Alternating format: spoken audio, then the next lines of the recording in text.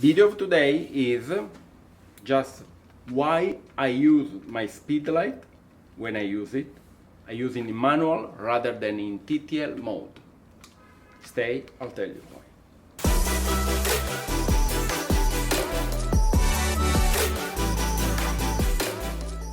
For this video, of course, I needed a model to pose. And of course, I had my preferred Italian model shipped overnight from Italy, right for us. Again, Francesca. Hi. Hello.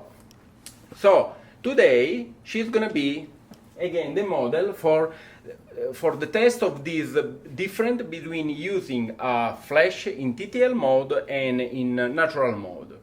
And actually we are in her apartment, which is cute, and we can go outside, which is better because inside the apartment the flash tends to bounce too much, so it's gonna screw our data. So stay with us and follow.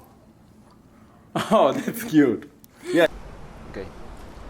So I'm not a big fan of using that Speedlight in TTL mode because I feel like not always you have control of the final image, because consider this guy works based on a sensor, a processor who decide what he sees on the scene and what is supposed to be for his mind, not for your mind. Yeah. So always remember that the picture is yours. There is no specific rule.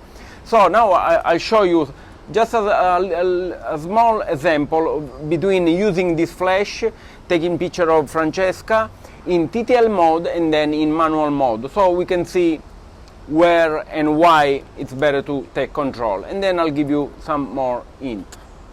So, okay, so in this picture Francesca is against a very bright background. So let's see what the TTL mode suggests us. Let me get the camera. Okay, first picture we have Francesca lit with natural light. There is no flash involved, just to give an idea of what was the average light there. Okay, so you set the right exposure. Then we go second picture. This is in flash mode TTL. As you can see, I mean she's clear, kind of overexposed.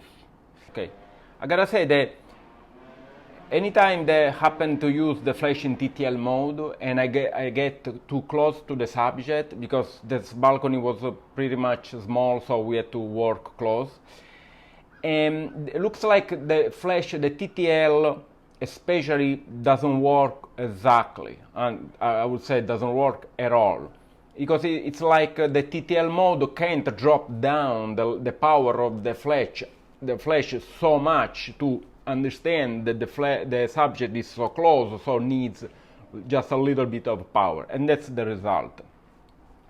Then second picture, here same condition but with the flash in manual mode set by me.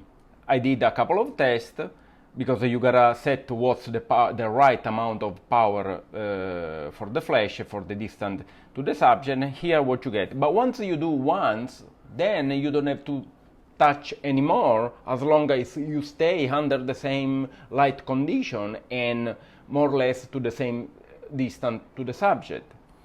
Let's go another one. Then she moved in the corner, so basically everything was slightly darker. She was still lit by the natural light coming from the sky. Same situation, same balcony, nothing happened. And then we go flash TTL.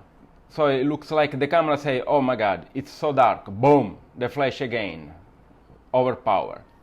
Here manual mode. Here I didn't change anything. It was exactly the same manual mode of the other exposure that I gave. And yeah, I think it's perfectly lit, way better than the other one. Let's go, that's another one. Then she moved, just to have an idea, okay, again, TTL mode, she moved against this, the opposite side where just I was, so we have a bright background, very bright. Once again, TTL, in my opinion, overexposed. Here, my flash, it's like slightly better. Okay, I didn't change much the the power. Well, that was a short video, just to give my opinion about using the flash in TTL mode or in manual.